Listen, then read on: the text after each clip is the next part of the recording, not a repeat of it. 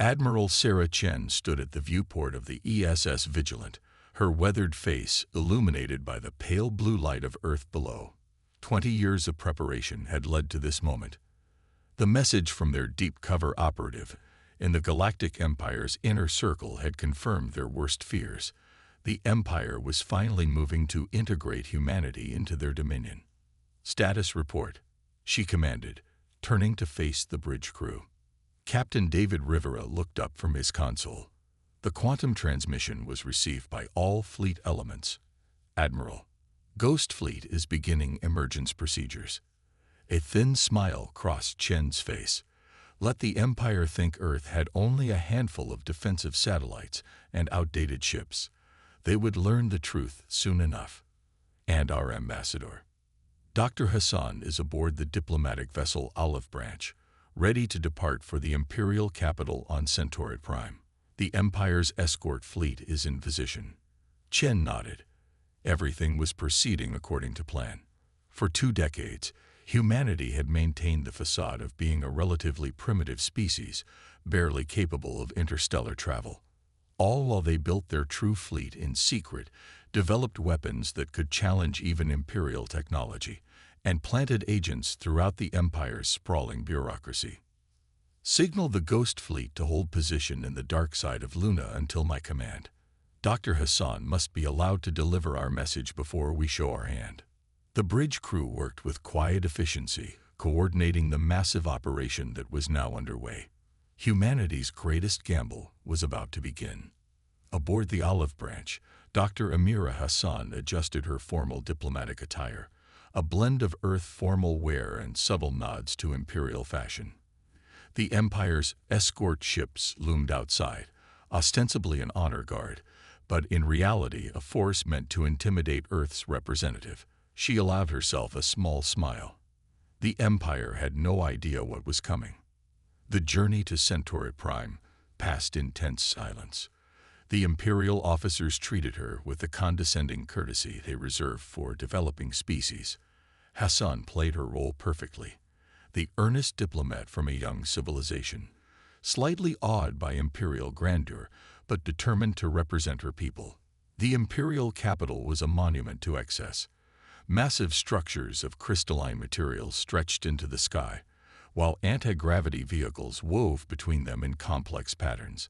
The Great Hall of the Imperial Court was clearly designed to overwhelm visitors with its scale and opulence. Hassan was announced to the Imperial Court with minimal ceremony, a deliberate slight to Earth's status. The Emperor's regent, Lord Protector Vostok, reclined on a floating throne platform.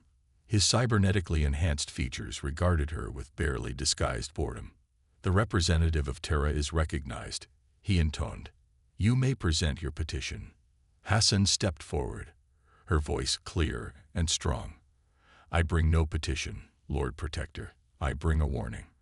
A ripple of murmurs ran through the assembled courtiers.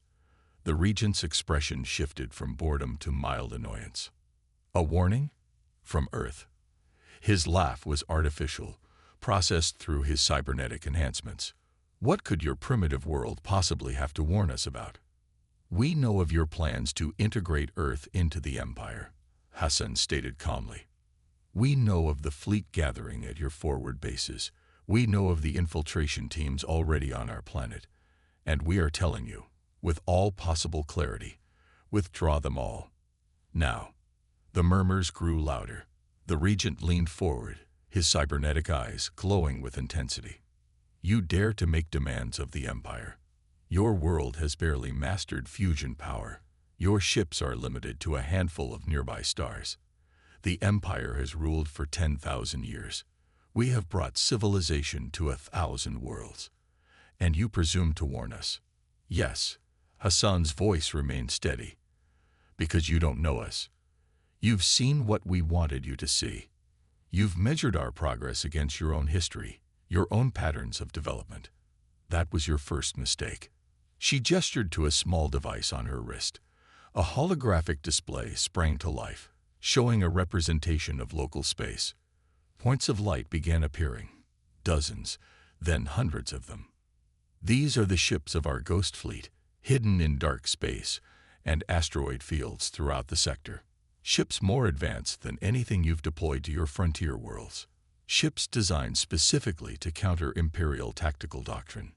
The Regent's expression had shifted to one of confusion. Impossible. Our surveys were allowed to see exactly what we wanted them to see. Hassan's voice hardened. For 20 years, we've prepared. We've studied your weapons, your defenses, your tactics. We've developed countermeasures you haven't even imagined. And we've placed agents throughout your empire, many in this very room. The assembled courtiers began looking at each other with sudden suspicion. The Regent's cybernetic implants were processing data rapidly, his artificial eyes scanning the crowd. "You lie," he declared, but there was a note of uncertainty in his synthetic voice. 3 days ago, your infiltration teams on Earth received orders to begin the final phase of integration preparations. 2 days ago, those teams began experiencing catastrophic equipment failures. 1 day ago, they started disappearing. As we speak, the last of them are being eliminated or captured. Hassan's words rang through the suddenly silent hall. This is humanity's only warning. Withdraw your forces. Abandon your plans for Earth. If you do not comply within 48 hours, we will demonstrate exactly what humanity is capable of when threatened. The Regent rose from his throne platform, looming over the human ambassador. You threaten the Empire with destruction. Your entire civilization will be reduced to ash for this insolence. No, Hassan's smile was cold. If you force this confrontation, it is the Empire that will burn. Humanity has survived countless attempts at extinction. By nature, by our own hands, by the very universe itself. We've learned from each one.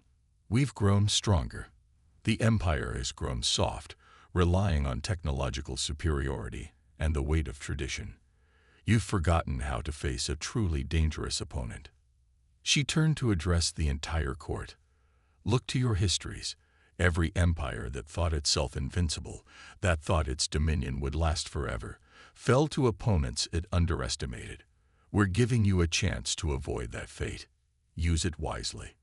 With that, Hassan turned and walked toward the exit.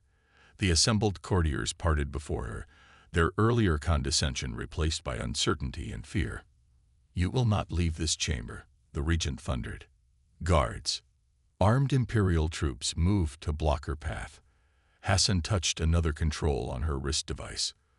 Throughout the Great Hall, every piece of Imperial technology, from personal shields to weapon systems, suddenly went dead. That was a taste, she called back to the Regent. A demonstration of how thoroughly we've compromised your systems. Imagine what we could do to your fleet, your defense networks, your planetary infrastructure. She passed between the helpless guards. At the grand entrance to the Great Hall, she paused one final time. 48 hours, Lord Protector. Choose carefully. As Hassan walked to her ship, she activated her secure quantum link to Admiral Chen. Message delivered, she reported. Rather dramatically, I might add. Well done, Chen's voice replied. The Ghost Fleet is in position. Now we wait to see if they're wise enough to take the warning seriously. And if they're not, then we show them exactly why humanity has survived everything the universe has thrown at us. The Empire is about to learn that they're not the most dangerous force in the galaxy. Not anymore. The olive branch broke orbit, its Imperial escort notably absent. As they headed for the jump point, Hassan watched the glittering Imperial capital recede. One way or another, the galaxy was about to change forever. Humanity had hidden its strength for long enough.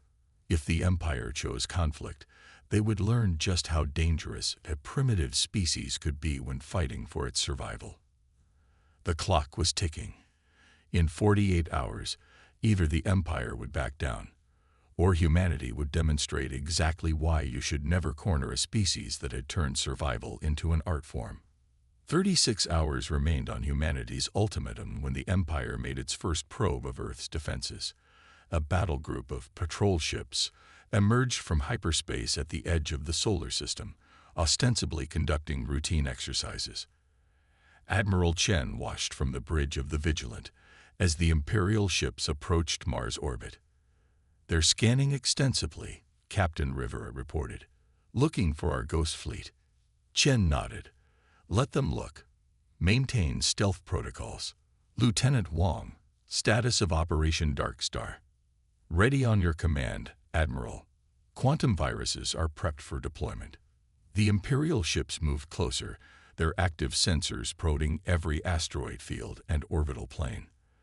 Their confidence was evident in their formation, tight and orderly, showing no concern for potential threats from such a primitive world. "They're launching survey drones," Rivera announced. "Standard Imperial pattern." Chen's smile was predatory. "Perfect. Initiate Darkstar. Let's show them their first surprise." Throughout the solar system, quantum-encrypted signals raced through subspace. As the Imperial drones activated their advanced sensors, they encountered something unprecedented. Their quantum processors, the pride of Imperial technology, began experiencing inexplicable errors. Navigation systems failed. Sensor data became corrupted. One by one, the drones went dark. Aboard the Imperial flagship, Commander Vextrol watched in growing concern as his drone network collapsed. "Impossible," he muttered. "These are rated for deep space exploration. Nothing on their technological level cold." "Sir," his sensor officer interrupted. "The drones, they're transmitting something back to our mainframe." "Isolate them," Vextrol ordered, but it was too late. The quantum virus had already begun its work. Throughout the Imperial battle group, systems began failing. Weapons platforms went offline. Shield generators fluctuated. "Show them what else we've been hiding," Chen commanded. "Unmask Beta Squadron." In the shadow of Mars, 6 ships suddenly appeared. They were unlike anything in humanity's known arsenal. Sleek, dark vessels that seemed to absorb light rather than reflect it. Their design was completely alien to Imperial tactical doctrine. Imperial vessels, a transmission cut through their compromised communications. "This is Captain Sarah Martins of the Earth Defense Force. You are in violation of sovereign space. Withdraw immediately." Vextrol stared at the sensor readings in disbelief. The human ships were generating power signatures that shouldn't have been possible for their level of technology. "Return fire," he ordered as his gunners struggled with malfunctioning targeting systems. The battle was embarrassingly brief. The human vessels danced through space with impossible agility, their weapons striking with surgical precision. Within minutes, the Imperial battle group was disabled, their ships floating helpless in space. "A warning," Martinez transmitted. "This was a fraction of our capability. The next probe will not be treated so gently. Withdraw from the solar system." As the Imperial ships limped away, Chen received a priority communication from Earth Command. Ambassador Hassan's image appeared, her expression grim. "The Empire is mobilizing their main fleet, Admiral. The Regent is calling our bluff." "As expected," Chen replied. "Time to reveal our next set of cards. Begin Phase 2. Throughout Imperial space, carefully placed human agents received their activation codes. On 1,000 worlds, Imperial security networks began experiencing mysterious failures. Strategic planning databases were corrupted. Classified weapons research disappeared from secure facilities. On Centauri Prime, the Imperial court was in chaos. The Regent's advisors presented an increasingly dire picture of the situation. "The humans, they're in everything," the chief of Imperial security reported, his cybernetic implants glitching as he spoke. "Our most secure networks, our quantum-encrypted communications, they've had access for years." "Impossible," the Regent raged. "They're savages, barely out of their gravity well." "That's what they wanted us to think." A new voice cut in. All eyes turned to see Lord Commander Kaizen, the Empire's most decorated military strategist. "We've been outplayed, my Lord Regent. While we watched their visible development, they were building something entirely different in the shadows." "What are you suggesting?" the Regent demanded. "That we've gravely underestimated them, our infiltration teams on Earth. We thought they were succeeding in their mission. In reality, the humans were feeding them exactly what they wanted us to see. They'd been preparing for this confrontation for decades. In orbit above Earth, Admiral Chen reviewed the latest intelligence. The Imperial fleet was gathering at their forward bases, but their movements were hesitant, uncertain. The myth of Imperial invincibility was cracking. "Signal from the Ghost Fleet, Admiral," Rivera reported. "All units in position and awaiting your command." Chen studied the tactical display. Humanity's hidden ships had moved into strike position near every major Imperial installation in the sector.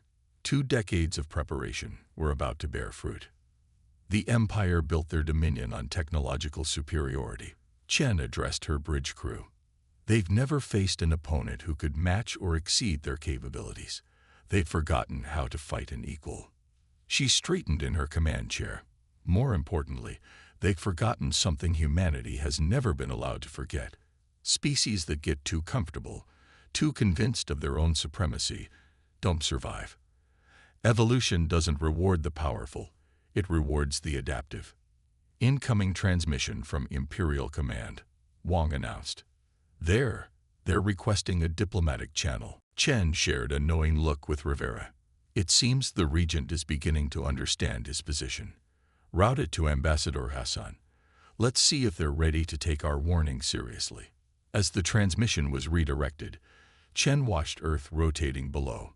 Humanity had hidden its true strength for 20 years, playing the role of an emerging civilization while preparing for this moment. The Empire had dismissed them as primitives, incapable of matching Imperial might. That mistake was about to cost them everything they'd taken for granted. The game was changing, and humanity held cards the Empire didn't even know existed. The next few hours would determine whether those cards would need to be played. The Imperial Regent's response to humanity's demonstration of power was everything Admiral Chen had predicted. As the 48-hour deadline approached its final minutes, the largest Imperial armada ever assembled dropped out of hyperspace across the solar system. 5,000 ships, Captain Rivera reported, his voice tight, including 3 World-Breaker-class dreadnoughts. Chen studied the tactical display with calm focus. The Imperial ships filled local space like a swarm of angry wasps, their formation designed to overwhelm any possible defense. "They think numbers will save them," she observed. "Signal all Ghost Fleet elements. Execute Operation Thanatos." Throughout the solar system, humanity's hidden ships began to move, but they didn't emerge from hiding. Instead, they activated their most closely guarded weapon systems. The Imperial fleet's first indication that something was wrong came when their forward elements suddenly lost power. Ships designed to operate for centuries without maintenance simply went dark, their quantum cores experiencing cascade failures. "Magnificent, isn't it?" Chen asked her bridge crew as they watched the chaos unfold. 20 years studying their quantum technology, learning its weaknesses. They never imagined anyone could weaponize their own power systems against them. The Imperial command ship erupted with frantic communications. Grand Admiral Vexnor, the Empire's supreme military commander, watched in growing horror as his fleet began to disintegrate from within. "Status report," he demanded. "My lord, our quantum cores are experiencing some kind of resonance effect," his chief engineer reported. "It's as if something is reaching through subspace itself to disrupt them." "Impossible. Nothing can affect a quantum core at range." "Nothing." But the evidence was undeniable. A third of the Imperial fleet was already powerless, their ships reduced to drifting hulks. The remaining vessels began to break formation, trying to escape the invisible weapons effect. That's when humanity's Ghost Fleet finally revealed itself. Ships seemed to materialize from nowhere, their stealth systems making them appear as if they were emerging from the fabric of space itself. But these weren't the same vessels that had humbled the Empire's earlier probe. These ships were something else entirely. "By the Eternal Throne," Vexnor breathed as he saw them. The human vessels were massive, their design unlike anything in known space. They didn't merely look alien.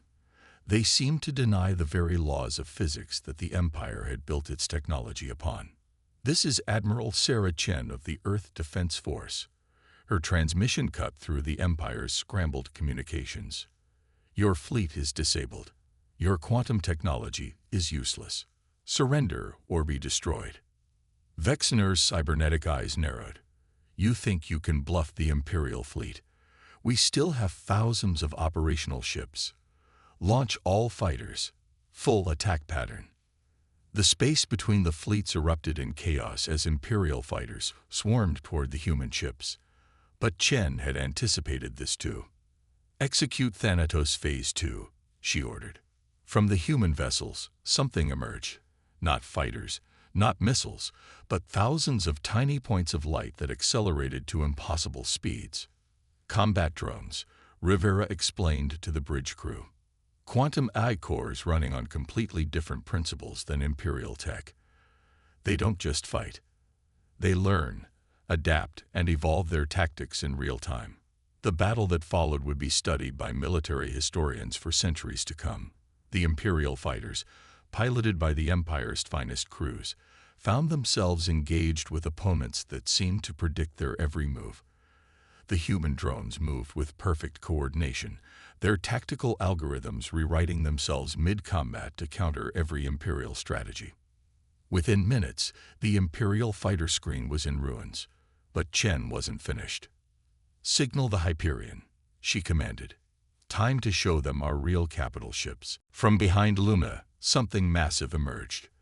The Hyperion was humanity's masterpiece, a ship that represented everything they had learned and developed over 2 decades of preparation. Its hull seemed to bend light around it. Its weapons were beyond anything the Empire had conceived possible. "They're world-breaker dreadnoughts," Chen ordered. "Target them first." The Hyperion's main weapon activated. There was no beam, no projectile, just a ripple in space-time itself. When it reached the first Imperial dreadnought, the massive ship simply ceased to exist. Not destroyed, not torn apart, simply erased from reality. "What are you?" Vexner's transmission was barely controlled panic now. "What have you done?" "We are humanity," Chen replied calmly. "And we've done exactly what we warned you we would do. This is the price of threatening Earth."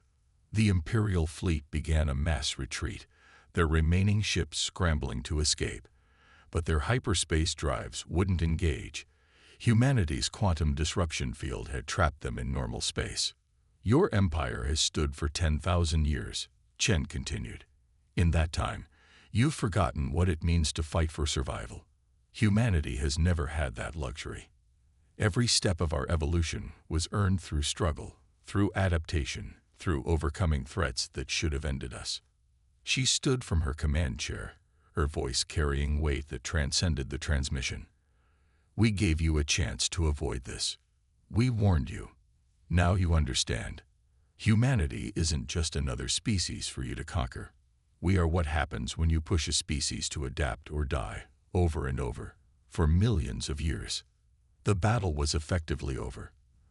The mighty Imperial Armada, pride of a 10,000-year empire, had been humbled in less than an hour. But this was just the beginning. "Admiral," Rivera reported, "we're receiving signals from across Imperial space. The subject worlds, they're rising up. Our agents have begun distributing our quantum shield technology to the resistance movements." Chen nodded. Everything was proceeding according to plan. The Empire had thought they were facing a single upstart species. Instead, they had triggered their own nightmare scenario. A coordinated rebellion armed with technology that made their most powerful weapons useless. "Signal Earth Command," she ordered. "Phase 3 is ready to begin. It's time to reshape the galaxy." The Empire had wanted war. Now they would learn why humanity's greatest strength wasn't its technology, but its ability to turn apparent defeat into revolutionary victory. News of the Imperial fleet's defeat spread across the galaxy like a shockwave. On 1,000 worlds, species that had lived under Imperial rule for generations watched in amazement as humanity's quantum shield technology neutralized the Empire's mighty warships. But Admiral Chen knew that winning a battle was not the same as winning a war. Status report on Operation Liberation.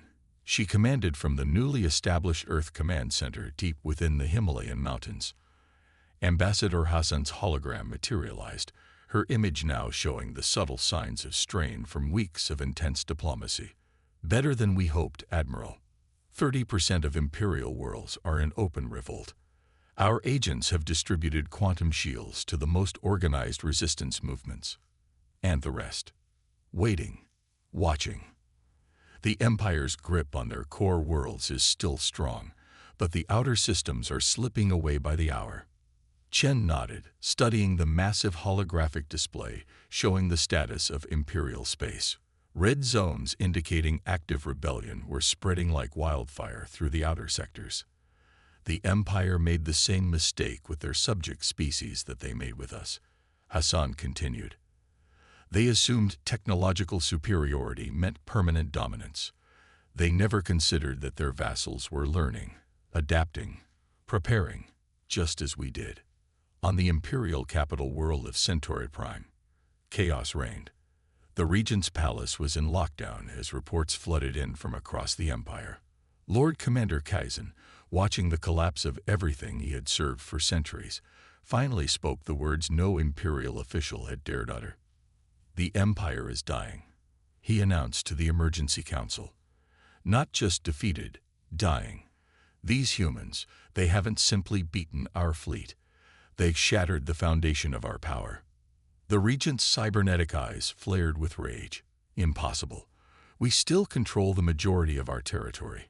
Our remaining fleets are useless, Kaizen interrupted.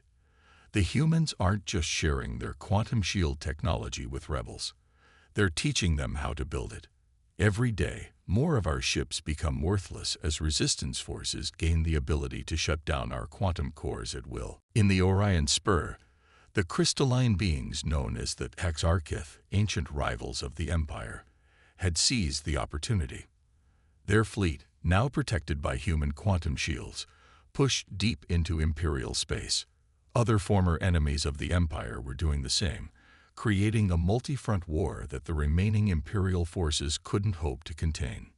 Aboard the Hyperion, now serving as humanity's mobile command center, Captain Rivera brought Admiral Chen a priority update. The Drachnid Collective has requested an alliance, Admiral. They're offering their biomechanical technology in exchange for our quantum shield systems. Chen smiled. The Drachnids had been neutral for millennia, waiting to see which way the galactic winds would blow. Their request for alliance was a clear sign that the balance of power had shifted permanently. Accept their offer, she ordered. But make sure they understand our conditions. No more slavery, no more suppression of developing species. The new galaxy we're building will have rules. Speaking of rules, Ambassador Hassan's hologram reappeared. The first meeting of the Liberation Council is ready to begin. Representatives from 27 former Imperial worlds are waiting. The conference chamber aboard the Hyperion was a testament to human adaptability. Each species' representatives had environmental conditions perfectly suited to their biology, achieved through advanced environmental fields. Chen couldn't help but notice the symbolism. Where the Empire had demanded conformity, humanity offered adaptation. Welcome, she addressed the gathered representatives. Her words automatically translated into 24 different languages. You all know why we're here. The Empire is falling. But what replaces it will determine the future of our galaxy. A Hexarcheth Crystal Lord chimed melodiously. Why should we trust humans to lead this new order? You have proven your power, yes, but the Empire also had power. Chen's response was calm. We don't want to lead. We want to collaborate. Look around this room. Each of you sits in an environment perfectly tailored to your species' needs. That's what humanity offers, not dominance, but adaptation. Not control, but cooperation. She gestured, and a holographic display appeared in the center of the chamber. This is our proposal for a galactic cooperative. No species dominates. No technology is hoarded. We share our advances, protect developing civilizations, and face the universe's challenges together. The representatives began discussing among themselves their various forms of communication, creating an almost musical chaos. But Chen noticed something remarkable. They were talking to each other, not just to the humans. Ancient rivals were finding common ground in their shared liberation. Meanwhile, on 1,000 worlds, the revolution continued to spread. Imperial governors found their mighty warships powerless against rebel forces equipped with human technology. But it wasn't just military technology that humanity shared. Medical advances, environmental restoration techniques, and sustainable energy systems were distributed freely to any world that pledged to join the cooperative. Remarkable, Hassan observed, watching the proceedings. The Empire spent 10,000 years trying to force the galaxy into their image. We're reshaping it in months by simply helping everyone be their best selves. Chen nodded, but her expression remained serious. The hard part is still coming. The Empire's core worlds won't go quietly, and even when they fall, building something new is always harder than tearing something down. True, Hassan agreed. But look at what's already happening. Species that have hated each other for millennia are talking about cooperation. Worlds that were stripped bare by imperial mining are learning to restore their ecosystems. For the first time in 10,000 years, the galaxy has hope.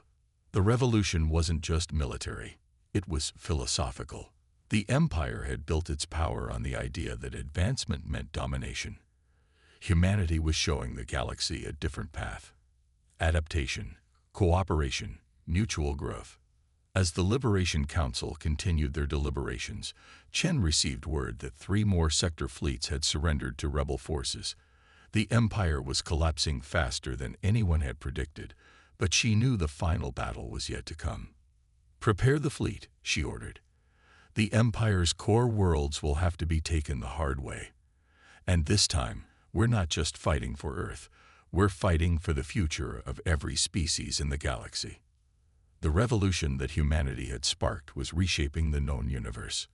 But the greatest challenges, and the true test of humanity's vision for the future, still lay ahead. The Empire's core worlds blazed with the light of warfare. After 3 months of revolution across the outer systems, the final battle for the galaxy's future had begun. Admiral Chen watched from the Hyperion's command deck as the combined fleet of the newly formed Galactic Cooperative engaged the Empire's last desperate defense. "Multiple quantum signatures," Captain Rivera reported. "They've activated their doomsday weapons." Chen nodded grimly. Intelligence had warned them the Empire would rather destroy their own worlds than surrender them. "Deploy the quantum dampening field. Let's show them that even their final resort belongs to us now." Across the battlefield, Imperial superweapons powered up and immediately went dark. The quantum technology they relied on had been mastered and countered by humanity long before this final confrontation. "Admiral," Hassan's voice came through the command channel. "The Regent is requesting direct communication. He's offering to negotiate." "No." Chen's response was firm. "The time for negotiation was when we first warned them. Now they face the consequences of their choice." The battle that followed would be remembered for generations. The Empire's remaining forces fought with the desperation of those who knew their age was ending. But they faced not just humanity's advanced technology, but the combined might of dozens of species they had once oppressed, each now armed with weapons and defenses that turned Imperial technology against itself. From his palace on Centaurid Prime, the Regent watched his empire crumble. Lord Commander Kaizen stood beside him, his cybernetic implants struggling to process the tactical data. "How?" the Regent demanded. "How could they have prepared so thoroughly? How could they have known exactly how to counter every advantage we possessed?" Kaizen's response was quiet, because while we saw them as primitives to be conquered, they saw us as a puzzle to be solved. Every piece of technology we displayed, every tactical doctrine we employed, every weakness in our society. They studied it all, found its flaws, and prepared accordingly. The palace shook as orbital defenses failed. Through the crystal windows, they could see human ships descending through the atmosphere, their quantum shields easily repelling everything the Empire could throw at them. "Your reign is over." Ambassador Hassan's transmission cut through their defensive systems. "Surrender now, and your people will have a place in the new galactic order. Resist, and you will be removed from power by force." The regent's cybernetic eyes flared with defiance. "Never. We are the Empire. We have ruled for 10,000 years. We." His words cut off as Kaizen's neural disruptor dropped him unconscious. The Lord Commander opened a channel to the human fleet. "This is Lord Commander Kaizen of the Imperial Defense Force. On behalf of the central authority of the Empire, I surrender unconditionally." Hours later, Chen and Hassan stood in the Imperial throne room, now serving as an impromptu conference chamber for the Galactic Cooperative's Leadership Council. Representatives from 100 species, former Imperial subjects, neutral powers, and even some of humanity's old rivals had gathered to shape the galaxy's future. "The Empire is finished," Chen addressed the assembly. "But destroying an old order is not enough. We must build something better in its place." The next week saw the formation of a new galactic government unlike anything that had come before. Where the Empire had demanded uniformity, the Cooperative celebrated diversity. Where Imperial technology had been hoarded and controlled, the new order encouraged sharing and innovation. "There will be challenges," Hassan observed as she and Chen watched the various species representatives working together to draft the Cooperative's founding charter. "Some worlds will resist change. Some will try to seize power for themselves." Chen nodded. "That's why we're not simply handing over our advantages. The quantum shields, the dampening fields, they're part of a broader strategy. Any world that joins the Cooperative gains access to them, but also agrees to strict regulations on their use. We're creating a balance of power that encourages cooperation over conflict." The changes swept across the galaxy with remarkable speed. Former Imperial worlds found themselves free to develop their own cultures while being protected by the Cooperative's combined strength. Species that had been exploited for resources were given the tools to restore their environments. Those who had been denied technological advancement were now offered education and opportunity. 1 month after the Empire's surrender, the Galactic Cooperative was officially established. Its headquarters would not be on Earth or any single world, but on a massive space station at the galaxy's core, a neutral ground where all species could meet as equals. Humanity's greatest strength, Chen reflected during the inauguration ceremony, was never our technology or our military might. It was our ability to learn from everything. Our victories, our defeats, even our near extinctions. We learned that true power comes not from dominating others, but from helping them grow stronger alongside us. The Empire had ruled through force and fear for 10,000 years. Its replacement was founded on principles of mutual benefit and shared advancement. Species that had been enemies for millennia now found themselves working together, sharing discoveries, and facing challenges as allies rather than adversaries. As the ceremony concluded, Hassan found Chen standing at a viewport, watching ships from 100 worlds moving peacefully through space. "Was it worth it?" Hassan asked. "All those years of preparation, the risks we took, the lives lost in the final battles." Chen's response was thoughtful. "Look out there. Species that were facing extinction under Imperial rule are rebuilding their worlds. Ancient rivals are sharing technology instead of weapons fire. We didn't just win a war, we changed the very nature of galactic civilization." She turned to face her friend. The Empire thought they were invincible because they had ruled for 10,000 years. They never understood that longevity without adaptation is just stagnation. Humanity survived and thrived because we never stopped adapting, never stopped learning, never stopped trying to be better than we were.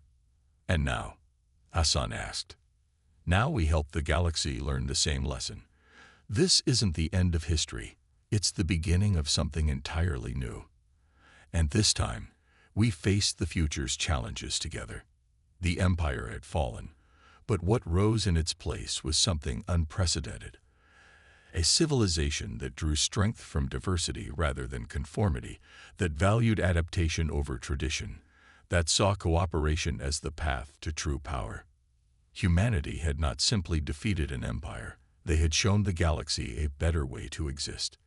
And in doing so, they had fulfilled their species' greatest potential, not to conquer, but to catalyze, not to rule, but to inspire. The age of empire was over.